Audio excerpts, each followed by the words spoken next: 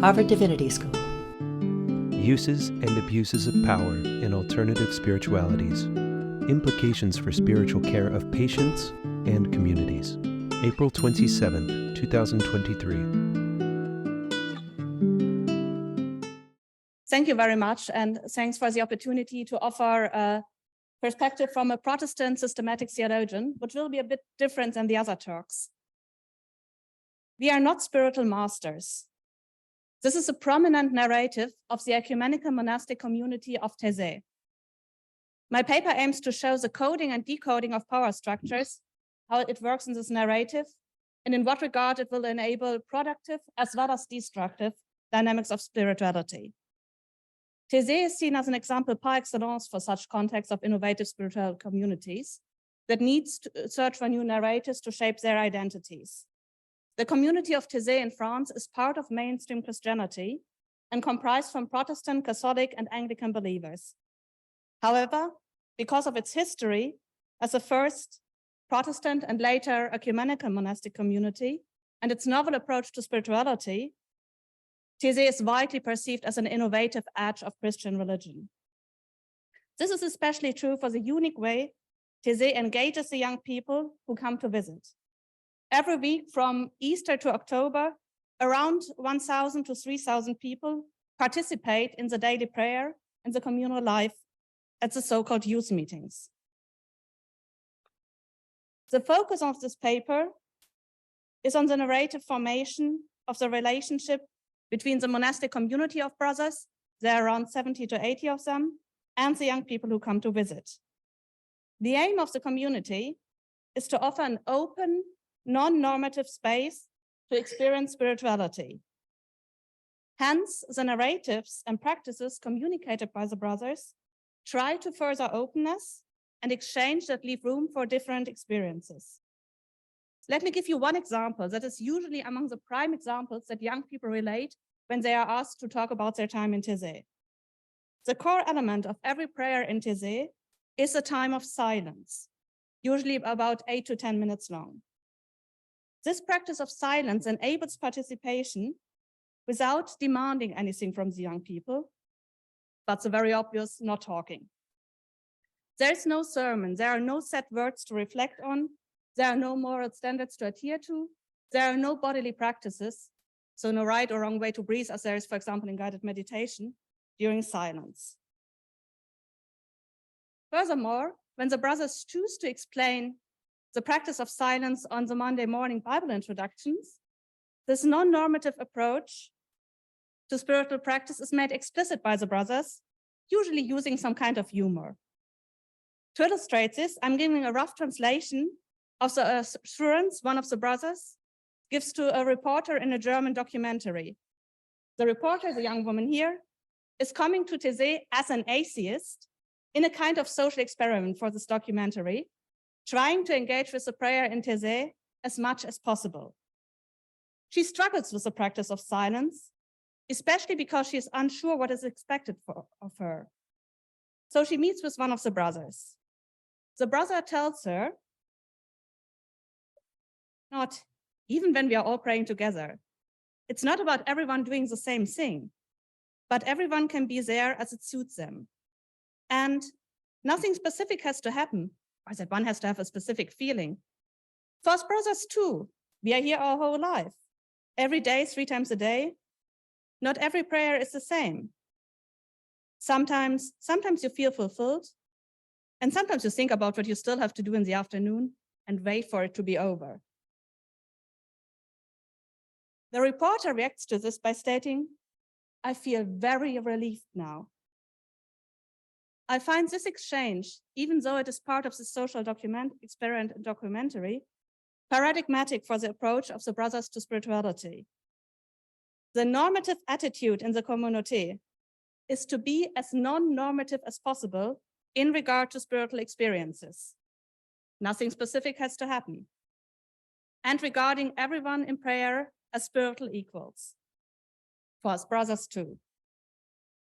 And I consider this approach by the community of Taizé as genuine. To open up a non-normative space where everyone can participate in prayer to the degree, in the intensity, and with a level of inner commitment that suits them. I would argue that this normativity of non-normative spirituality is one of the main principles that enables the youth meeting to be a place of flourishing, resilience, and growth for young people, which they are. This is the point from where I'm talking. However, the brothers as the host of the youth meetings structure the communal space as well as the prayers. Furthermore, they offer pastoral care for the young people. The brothers understand themselves as people who give guidance by listening. Both the roles of the brothers as hosts and pastoral caregivers shows that there is an obvious power imbalance between the brothers and the young people visiting. The narrative in Taizé reflecting this power structure is, we, brothers, are not spiritual masters, but people who listen. To establish historical evidence in Taizé is not always possible because they have no archive. As far as I can recollect, the narrative, we are not spiritual masters, was established by the founder of Taizé, Brother Roger, at some times in the 1960s. The stories in which the brothers embed this narrative up to this day reflect that. For example, in 2012, on the 7th anniversary of Brother Roger's death, the current prior of Taizé, Brother Alois, relates it as follows. To us, the brothers of the community, Brother Roger often said, we are not spiritual masters. These words were not a call to give up the pastoral responsibility we have for all those who come to us. And for that, Brother Roger added, we are above all men who listen. In regard to the content, this narrative aims to undermine abuses of power by establishing equality in spiritual matters. And it becomes the grounding narrative for this non-normative approach to spirituality. However, the recent disclosures of cases of sexual aggressions perpetuated by brothers of the community emphasize several critical elements in this narrative, which I will now analyze very, very detailed. The narrative was established without reflecting on its place in communication. It became a narrative that shaped the identity of the community as an emergent spirituality, since other narratives did not apply anymore. Historically, Taizé was not meant to be a place for youth meetings. Rather, it was founded in the 1940s by Brother Roger, a reformed pastor from Switzerland, together with a group from France from university, as a Protestant monastic order. Then in 1962, the first brother from the Anglican denomination became part of the community, and in 1969, the first Catholic brother. Since then, Taizé is an ecumenical monastic order, yet with a unique spirituality shaped by the diverse denominational backgrounds of the brothers. Hence, former narratives such as "we are Protestant" did not apply anymore for the identity of the community as a whole. In this context, this narrative's "we are not spiritual masters" emerges, helping the brothers to shape their identity as a communauté de Taizé. I stress this point as herein lies the problem. The narrative seemingly addresses the intention of the brothers to reduce power imbalances as much as possible. We are not spiritual masters, but spiritual equals who listen. However, structurally, it focuses only one side of this power imbalance, namely the brothers. When the first of now 15 cases of sexual aggression, violence, or misconduct perpetuated by brothers of Taizé were made public by the communauté in 2019, Brother Alois addressed the young people in Taizé in a public statement. And in this statement, he changes the narrative slightly but profoundly. This evening, I would like to ask you, please never suppose that we are spiritual masters who have already reached the goal. Now, and since then, the power and the balance in the narrative is made explicit as a potential problem that can arise in the relationship between the brothers and the young people. This now allows for honest and hard discussions in regard to the necessary measures that have to be taken to prevent abuses of power in this relationship. The narrative has lost its naivete, but gains the potential to open up a space in which uses and abuses of power can be discussed. And it is discussed in Taizé. Every week, there's now at least one workshop discussing exactly that. This brings me to my second point. There's a precarious balance between pastoral care for young people that establishes trust as a core principle and the need for safeguarding. The French Orthodox theologian Olivier Clément assesses, one of the key words at Taizé is trust. The meetings organized by the community in Europe and on other continents make up part of what is called a pilgrimage of trust on earth. The narrative pilgrimage of trust on earth replaced the narrative Council of Youth since the 1980s to describe the youth meetings in Taizé and worldwide.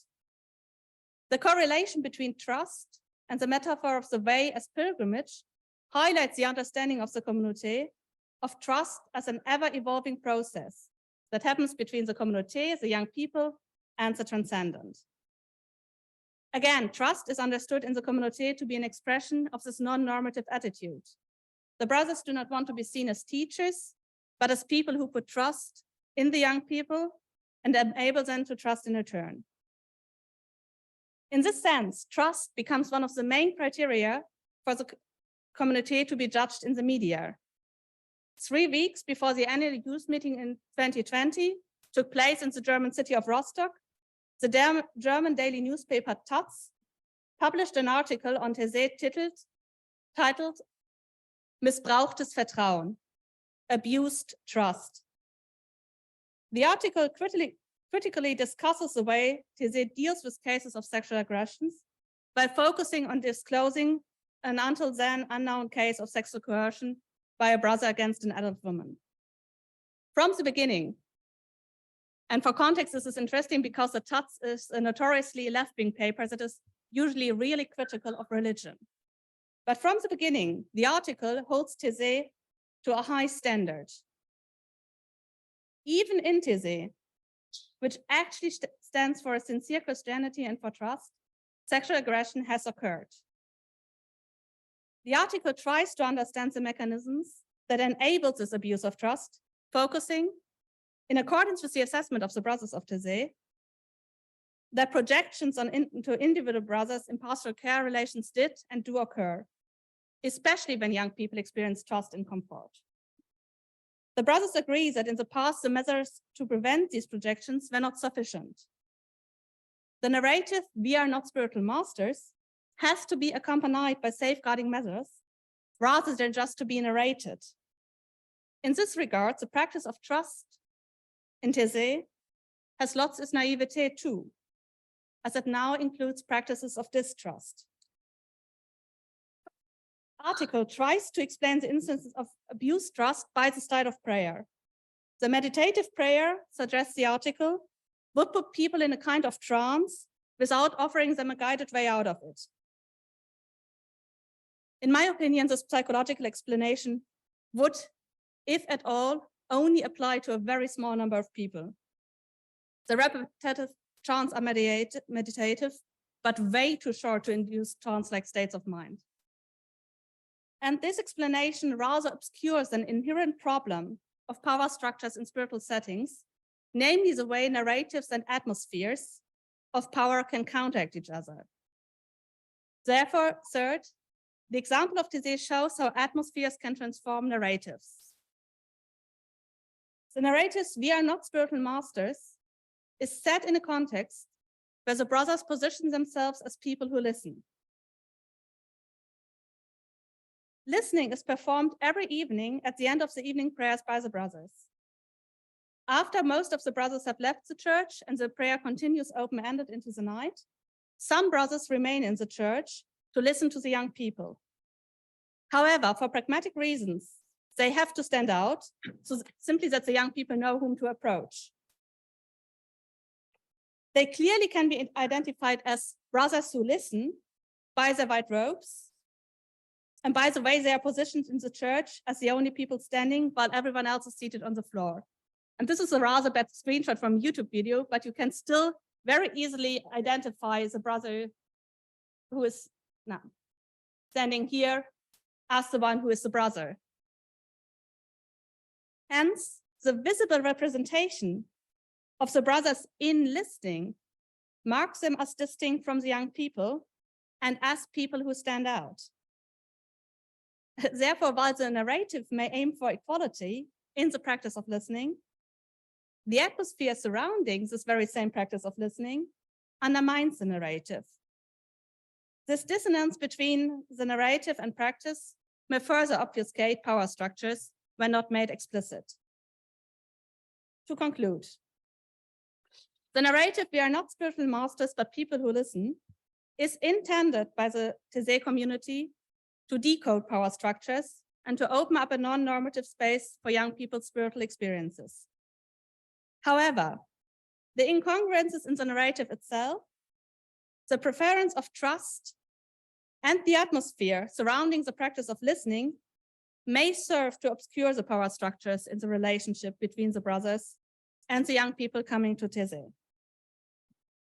While this may seem like only a minor irritation, if such core narratives of power structures and how to deal with them are not explicitly discussed and re-evaluated, they may become openings for exploitations, and exploitations with small intent or even accidental, that hinder spiritual flourishing and growth. The careful analysis of this seemingly small and innocent phrase shows that all narratives dealing with power structures should be closely examined in regard to their actual content and the group of people for whom they become identity markers, the correlations and interactions with other core narratives, such as trust, and the atmospheres that they are embedded in. That is very shortly what I want to do in my further years of research. Thank you for listening.